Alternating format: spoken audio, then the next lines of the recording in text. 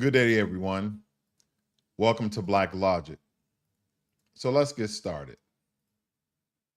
Here we go.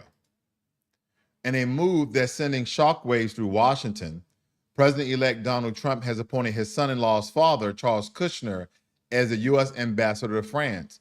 Now, you might be wondering, why does this matter? Well, Charles Kushner is a real estate magnate with a very controversial past. Now, there are some of these stories that I'm going to go over twice so you guys can understand the gravity of it. But we understand that the effect that may have on the Senate confirming party of Donald Trump appointing Charles Kushner, considering his very, very controversial past. So those are things that we have to take in mind, that everyone that Trump's put forth may not necessarily get passed, and we have to believe that the Senate that is mostly Republican are doing the best things for America, because again, everyone's human. He can make the wrong choice, okay? But I understand he's taking people who are essentially loyal to him. But again, I think if you're on that city confirming committee, there you want someone who's loyal to America, because at the end of the day, it's about the betterment of America. Now, Trump has also appointed Massad Boulos, the father-in-law of his daughter Tiffany, as the principal advisor on the Middle East in Arab affairs. A Lebanese-born billionaire and respected business leader brings a unique perspective to the table. His deep-rooted connections in the Arab world could be pivotal in navigating the complex geopolitical landscape of the Middle East. Is this a masterstroke in foreign policy, or are we setting ourselves up for unforeseen challenges, because the implications are very vast and the stakes are high? Shifting gears to the electoral front. The 2024 presidential election has shattered the so-called blue wall. Traditionally, Democratic strongholds like Wisconsin, Pennsylvania, Michigan have flipped, mixing in to Trump's victory. This shift is partially committed to a significant drop in the Democratic voter turnout, especially among Arab and Muslim communities that were disillusioned by the party's stance on the Middle East conflicts. In Michigan, for instance, Arab American voters in Dearborn and Hamtramck leaned towards Trump, citing dissatisfaction with the Democratic Party foreign policy. This realignment challenges longstanding political dynamics and signals a need for both parties to reassess their strategies. Next, turning our attention to the cybersecurity, the United States have accused China of conducting an extensive cyber espionage campaign known as Salt Typhoon. This operation allegedly targeted and recorded the telephone calls of high-ranking American political figures, including family members of President-elect Donald Trump and officials from the Biden administration. The Chinese government has dismissed these allegations as disinformation, but the implications of the national security are profound. How will the effect of U.S. and China relations be moving forward? Now, when we have these stories where America keeps calling out the attacks from China, and they believe it's the Chinese government because maybe of the significant or the sophisticated software or hardware that they're using to try to hack some of these U.S. platforms to obtain this very sensitive information. You know, the people who are connected to Biden as well as Trump. So when we're talking about the Republic of the United States of America, when we're talking about the Republic of things, we have to understand that no matter if we dislike Biden or we dislike Trump, but when it comes to people who are foreign to our land, that is when we unify. That is when we lock hard, like, no, you're not going to come in and invade America, and we're not going to do anything about it. So that is when we truly stand behind our leaders, when there are a great amount of evidence and verification of that evidence, not just one party stating that something is occurring. Because again, when you have the hearts, minds, and ears of the people, a lot of us can become easily manipulated because we already sided with you. So we always have to have that very unbiased person that doesn't have any skin in the game, whether it be left or right or in the middle, that's going to say, yeah, the allegations are true, the accusations are true. China, according to whatever protocols and signatures that they have in software, that this sophistication came from a government entity probably dealing with 256-bit encryption versus the 128. And for you guys who are data engineers or software coders, you understand what I'm talking about. May not be saying it correctly, but you get my drift. So again, there's smoke, there's fire.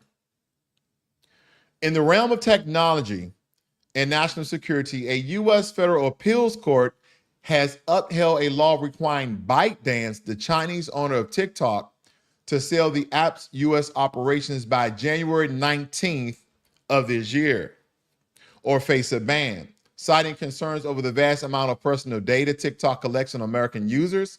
The decision has significant implication for the tech industry and U.S.-China relations. TikTok plans to appeal the Supreme Court, but the outcome remains uncertain. How will this ruling impact the millions of American users and the broader tech landscape? Now, we have been at this cyber silent war with China. Oh, you guys doing this? Oh, no, you guys doing this? But the American businessmen are still conducting business with China. We have made some of these Chinese businessmen billionaires. And I'm just going to say it, and a lot of you understand that we live in a capitalist country, but you can live in a capitalist country and be independent and make good money. But I think greed does play a role. Because again, take for instance, you have some sort of fidget spinner. And in America, it takes for every unit of that fidget spinner to be created or made, manufactured, the routing costs, logistics, all those things are connected to it. To get it actually to the store, into the consumer hands, let's take for instance, it's $5. Because you got the fidget spinner made in America with the American hard steel and all of the American materials, it costs $1, right? Which is kind of be expensive for just a plastic fidget spinner that you could probably create in your 3D printer somewhere. So you send it over to China, they're making 100 for $1. So you can only imagine the cash flow and the overhead. Matter of fact, the overhead is nonchalant, is obsolete, so to speak, because you don't have to pay it. So again, are American people going to back American companies and buy the item that's $5 more? Or we're going to reconstruct our economy so it's not $5 more, it's the same as much that we can essentially do in China? Then people are like, oh, you got the economics of things, it's more expensive to live in America, or is it cheaper to live in China and our dollar value is more? Have you guys ever thought that because the economy is man-made, and I understand there's a lot of moving pieces with the economy, there's moving dollars, moving money, funding, there's all sorts of transactions that's dealing with the economy in whole. But have you guys ever really thought, like, there's men behind all of this, or women, men and women alike? They're men and women alike that's driving this machine, that's pumping this system of the economy, right? And capitalism. And I don't have a problem with capitalism. I actually like it if you understand it. And they understand that majority of people don't understand capitalism because at any given time, they can say, you know what? All automobiles are $5,000, right? All basic automobiles are $5,000. Now, if your vehicle have leather and it can drive itself, it's $7,000. But it doesn't matter what vehicle you get. It can be a Lexus. It can be a Tesla. It can be a Bentley. It's $7,000. Then people are, oh, well, it costs so much money because they fly the materials from Italy and they sew in and they do it by hand. And again, every system that pays you and that you pay is man and woman created. So what does that mean? Everybody can lower their prices so everything can be affordable for the American people. Just something to think about. I just had to think about it. But if you really think about it, you'll understand what I'm getting at. That, again, we are driving the numbers up. Oh, things are costing more. Are we running out of dirt? Then why does this cost more? And here's another thing. Here's a fun fact, and you guys can look it up.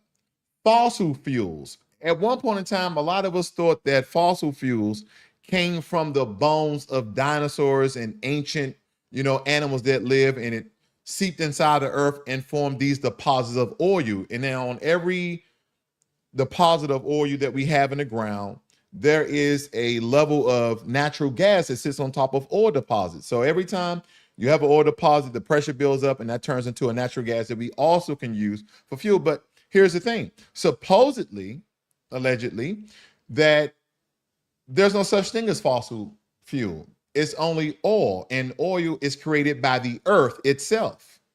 Now, will that ever run out? Do we have some sort of earth measurer, earth meter that we can go down and I don't know. I just don't know. But I just wanted to put that on you guys because a lot of times I think in a lot of things that I just tend to get to the great old news here. So TikTok plans to appeal to the Supreme Court, but the outcome remains uncertain. How will this ruling impact the millions of American users and the broader tech landscape? Next, in corporate news, Boeing head of government affairs Zayed Ojokli is leaving the company immediately, announced by CEO Kelly Upturk. This change comes during a challenging period for Boeing, marked by a major incident involving a Boeing 737 MAX 9 jet and ongoing scrutiny from U.S. lawmakers and government agencies. How will this leadership shakeup affect Boeing's operation and its standing in the aerospace industry? They better watch out. If they keep messing up, Elon Musk gonna start making airplanes. I'm trying to tell you. He makes solar roofs, electric cars, spaceships, flamethrowers. Okay, remember the Nothing company he created? He made crypto coins. So basically anything Elon Musk puts his hands on is kind of turning to gold. And again, as I told you, I believe that was on my last night broadcast. I forgot what broadcast it was, but it was live. That you guys should be looking at Dogecoin. I put another $125 in Dogecoin because right now, last time I checked was under 40 cents a coin. But anyway, Dogecoin is a hype coin, a meme coin, kind of started off as a joke, and the joke ended up making some money. So it's something for you guys to look at. It's definitely for you, some of you guys to look at, okay? Let's see here. Now, it also states, how will Boeing combat this ongoing slide of massive layoffs as well as, firing one of the top officials? And again, that's more to come. Following his decisive victory over Kamala Harris, President-elect Donald Trump is set to return to the White House with a GOP-controlled Senate and a probable Republican House majority. His administration pledges aggressive policies, including mass deportation of illegal immigrants, economic actions such as tariffs on imports, an end to U.S. involvement in the Ukraine war. Again, an end to U.S. involvement in the Ukraine war. And if you guys looked at this first story here, Trump says U.S. shouldn't intervene in Syria as opposition force gain ground, because we already have U.S. troops in Syria. I just want to point that out. So that's important that we can, again, call those troops back. And me being a vet myself, believe me, if we don't need to be in any wars and we just have troops on ground in America waiting, that's better than, our brothers and sisters dying for wars we shouldn't even be a part of. Now, granted, there are some wars that America get in because they're humanitarian. There are some wars that America will get in because we're allies. And there are some wars that America that may get in because it serves our interests or it serves someone within government interest. And I don't just mean the president or the presidents. It could be Congress. It can be senators. It can be people who have influence and somewhat of control of how they sway if we get into conflicts or not. So that is imperative to note as well. So these initiatives signal a significant shift in both domestic and foreign policies. What can Americans expect in the coming years? And that's something that a lot of us are essentially going to have to be waiting on. At the top of Trump's team are veterans like Tulsi Gabbard, J.D. Vance, and Pete Hegseth, who are critical of prolonged foreign engagements. Listen to this, who are critical of prolonged foreign engagements and seek to change how the U.S. wields power. Their expectations in the global war on terrorism have shaped their views on U.S. foreign policy. How will their appointments influence America's role abroad and military strategy? So basically, there any conflict, any war, any battle, any tussle that we essentially in as Americans, if these people don't see the interest for the security Again, for the security, not the economic interests, not the resource interests, but it seems as though if it's for the security of America, then there are going to be a lot of these conflicts and wars are going to end very soonly, or America is going to pull out altogether. And that means funding, equipment, and troops, no matter where they are in the world. So again, very significant. Next, in financial news, the NASDAQ 100 undergoes its annual reconstitution this December, ranking NASDAQ listed companies by market value. This year's potential new additions include Plantar Technologies, MicroStrategy, Equinix, CMN Group, Interactive Brokers, and Coinbase Global. These changes can significantly influence company stocks as index funds buy into newly added firms. How will this reconstitution impact the stock market and investors? Again, if you guys are not investing, Trump is coming back into office, so whether you love him or you hate him, you dislike him, you like him, doesn't even matter. We just know before the pandemic hit, when Trump, that year or that 6 months, I would give it about 2 months before he came into office, and those first 2 years after, man, I made some good money. I mean, the American people made some really good money. And I think you guys should really look into your 401ks or even investing on platforms like Robinhood and Webull. I use those as well. Okay, so again, these are some things that you guys can essentially do when it comes to whether it's for a short term or a long term. Look at the benefit of investing individually beside your 401k if you have one or not, okay? Next, top advisors from Trump, Biden, and Harris campaigns have revealed behind-the-scene insights into the 2024 presidential race. From strategic decisions, unforeseen challenges, these revelations shed light onto the complexities of modern political campaigns. What lessons can be learned from the 2024 elections, and how will it shape future political strategies? Now, the 2024 elections concluded with Trump's solid yet unspectacular presidential win over Kamala Harris, making no clear landslide, but showing improved performance from previous elections. So it was closer than what a lot of people had thought. It wasn't just a landslide, but he did win the Electoral College vote and the popular vote. So good for him and good for those who voted. Okay. Now, when it came to Kamala Harris, what was Kamala Harris' defeat? What was the Democrats' defeat? Well, first, they wanted to keep Black Americans on the Democratic plantation. They thought they could always do what they've always done, speak down to Black people and adhere to some of our entertainment, to some of our icons in sports and entertainment. They never speak to philosophers. See, again, that baby boomer generation, some of the people who are on the coon train, and I know during that baby boomer generation, we have a lot of people who are knowledgeable, who are writers, who are for the empowerment of Black people. So I understand, but when we look at this, I really want you to get out the emotional tirade of, is Kamala Harris Black, white, or Indian, Irish? Who knows? It really doesn't matter. But think about what the Democratic Party and Kamala Harris did to get her in office. When I looked at the Democratic National Convention, I only looked at it for maybe 5 minutes because I saw a DJ on stage with a glitter suit on. And ever since then, I've been seeing rappers and singers and entertainers to try to magnetize Black folk to continue to vote for a party who's literally destroying the country. Because here's the thing, when the country is getting destroyed, whether you love it or not, whether you know it or not, the Black community is the first to fall.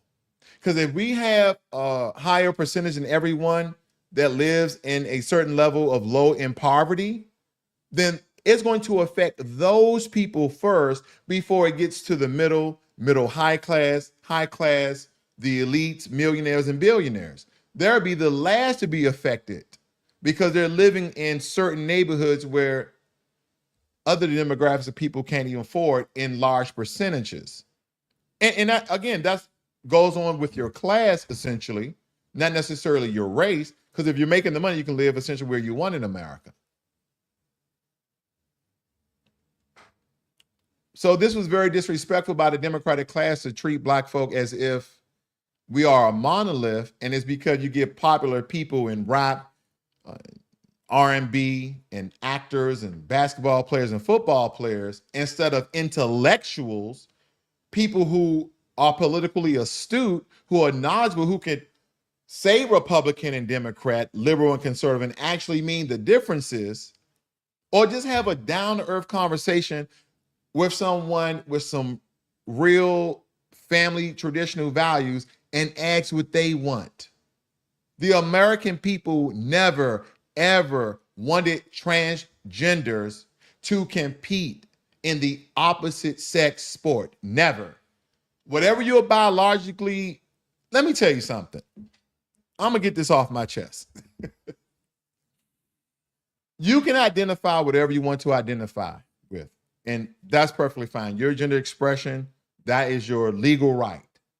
But you can never change your DNA. You can never change your RNA. So if a male expressing himself as a woman, how is the government knowing from the birth certificate or from birth records that this person was born with X and Y chromosomes? And we're going to allow that X and Y chromosome to compete against X and X chromosomes.